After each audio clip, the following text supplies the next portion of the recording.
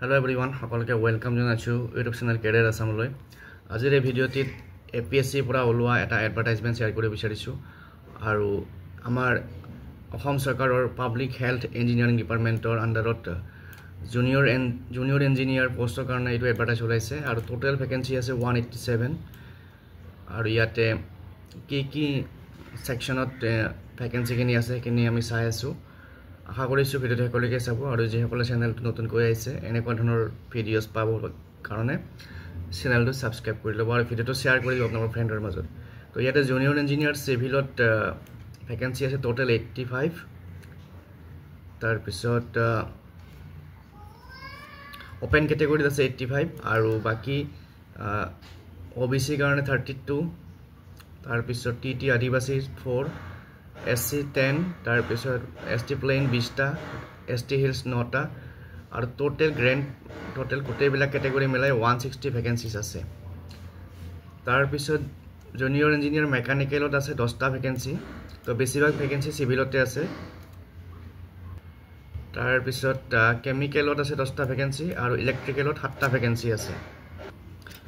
গতিকে যি সকলে ইন্টাৰেস্টেড তেওঁলোকে এপ্লাই কৰিব পাৰিব আৰু পে স্কেলটো এইটো দেখিছে graduate pay scale 8700 8700 grade pay.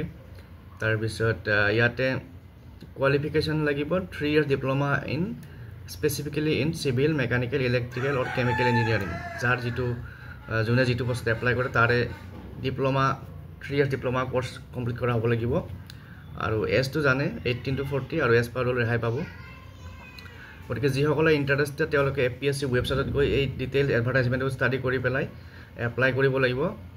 13 সেপ্টেম্বৰৰ ভিতৰত 13 সেপ্টেম্বৰৰ ভিতৰত এপ্লাই কৰিব লাগিব আৰু পেমেন্ট কৰা লাষ্ট ডেট হৈছে 15 সেপ্টেম্বৰ আৰু এটা এপ্লিকেশন ফিস থাকিব ফৰ জেনাৰেল 297.20 OBC 197.20 আৰু SC ST BPL PWBD 47.20। গতিকে এইখিনি চাই পেলাই আপোনালোকে APSC পোৰ্টেলত যদি একাউন্ট নাই তেতিয়াহলে খুলি পেলাই এপ্লাই কৰিব লাগিব।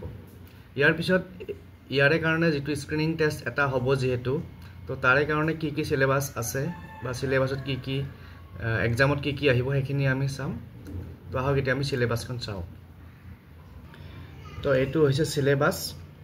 ইয়াত লিখা আছে screening test OMR base objective type for recruitment to the post of junior engineer civil mechanical electrical chemical under public health engineering department আৰু পেপাৰ 1ত আছে জেনাৰেল ষ্টাডিজ থাকিব 100 মাৰ্কস আৰু টাইম থাকিব 2 আৱাৰ্স আৰু ইয়াতে টপিকস থাকিব current events of national and international importance, history of India, history of Assam, তাৰ পিছত Indian economy, Indian national movement, role and impact of science and technology in India, Indian polity political system in India, world geography including Indian Assam, Indian culture আৰু mental ability এইখিনি থাকিব general studies paper 1 খনত।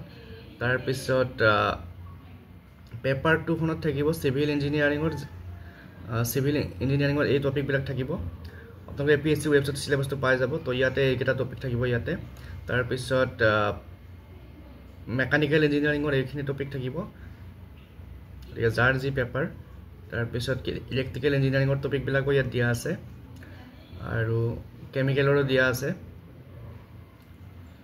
গতিকে যি সকলে ইন্টাৰেস্টেড তেওঁলোকে এই এডভাৰটাইজমেন্টটো চাই পেলাই আৰু APSC ওয়েবসাইটত গৈ পেলাই গোটেই ডিটেইলছখিনি কালেক্ট কৰি পেলাই এপ্লাই কৰিব বুলি আশা কৰিলো। পুনৰ লগ পাম নেক্সট ভিডিঅ'ত। Thank U.